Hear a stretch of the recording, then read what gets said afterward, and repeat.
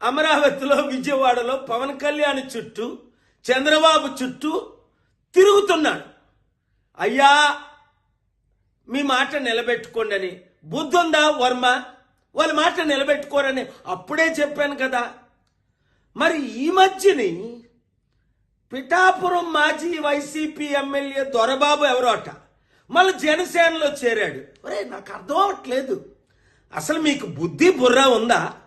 2008లో ఇదే పవన్ కళ్యాణ్ చిరంజీవి ప్రజారాజ్యం పార్టీ పెట్టి 100 కోట్లు 1000 కోట్లు కలెక్ట్ చేశారని మనం అందరం విన్నాం. కొంతమంది సూసైడ్ కూడా చేసుకున్నారు. మరి అదే ప్రజారాజ్యం ఇప్పుడు జనసేనగా ఆవిర్భవించిందని అదే చిరంజీవి చెప్తున్నాడు. అంటే అర్థం ఏంటి?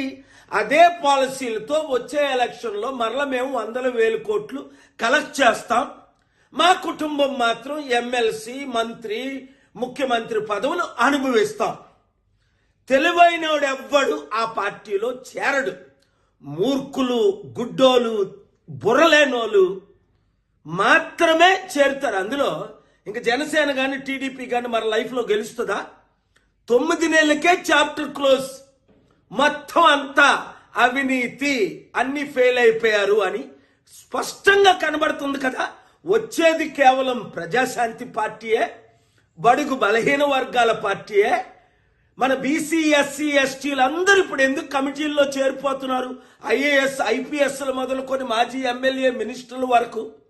మీరు కూడా ప్రజాశాంతి పార్టీలో చేరండి, ప్రజలకు సేవ చేయండి. కుటుంబ కుల పార్టీకి ఇప్పుడైనా గుడ్ బై చెప్పండి. చెప్పని మీ ఎమ్మెల్యేలకు, అరే యూత్ నిరుద్యోగులు, మీరు వాళ్ళకు బుద్ధి చెప్పండి.